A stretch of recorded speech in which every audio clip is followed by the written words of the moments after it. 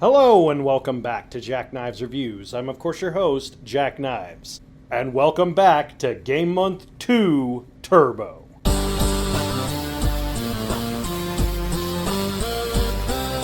Oh, you can...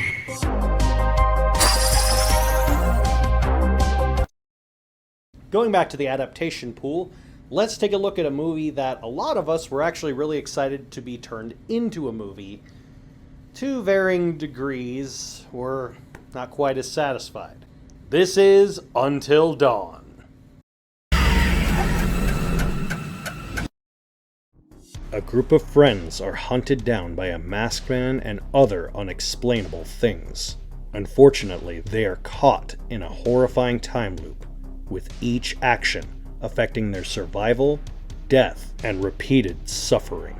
What's really fascinating, and I'm starting to see more and more of a pattern, when there's heavy in the story department, and there's so much to do with it, when you have the ideas and basic blueprints of what to do, you'd think it would be easy to just take it from this to that. One of the best adaptations I've ever seen of transformative media has been The Dark Knight Returns, going from the Frank Miller graphic novel into a deluxe 2-part movie that was animated. It didn't completely do his style, but it did its own thing. The voice captures were perfect. Everything worked, and it just had the original as a blueprint to follow, and boom, it's all it needed to be.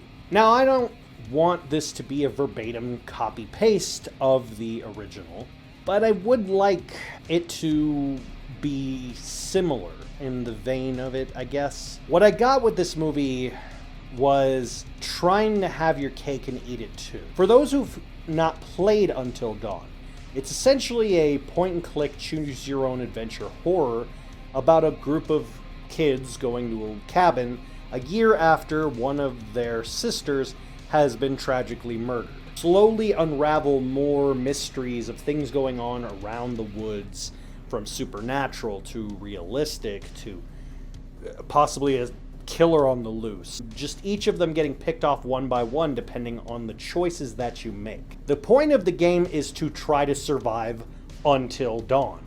That's the whole premise, is that you are in life or death struggles as far as the game. From something as simple as moving the controller and keeping it still can affect the game when you're playing it.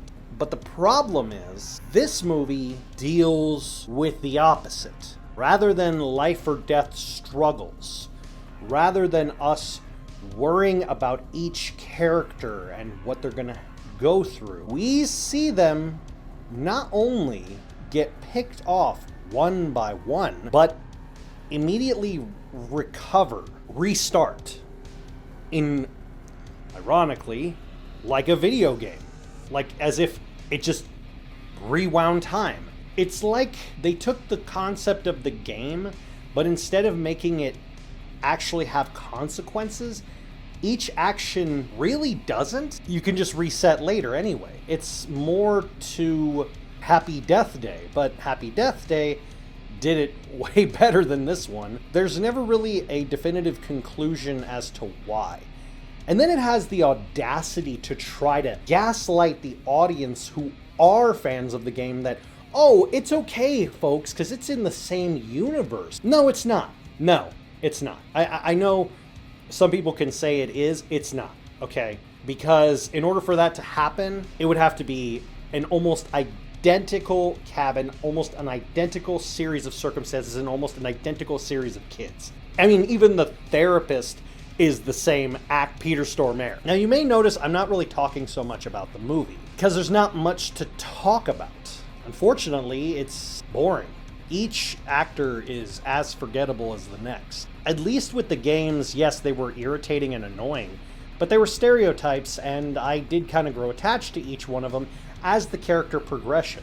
It's one of the problems with these sort of adaptations. You want to cram in hours worth of development into a singular format, and some people can do it, some people can't. Ella Rubin plays Clover. She's the, I guess, main character. I say I guess because it kind of doesn't give you much to go off of, as each character just kind of seems there.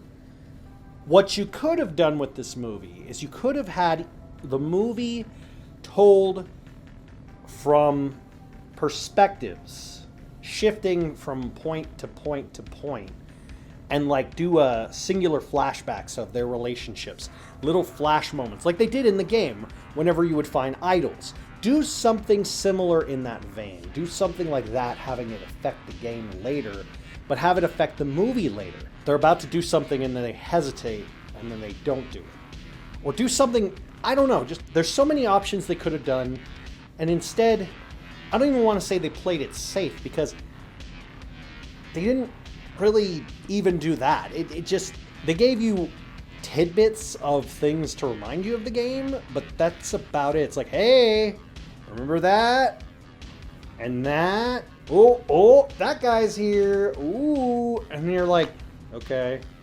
And that's it. I'm like, I really wanted to like this movie. I really wanted to go in this with a clear head. That's why I didn't review it when it first came out. I wanted to go in with a clear head and rewatch it and think maybe I overthought it. Maybe I saw something I was missing, and no, I didn't. It was exactly as boring as advertised, which is really sad considering Until Dawn is a fantastic horror game.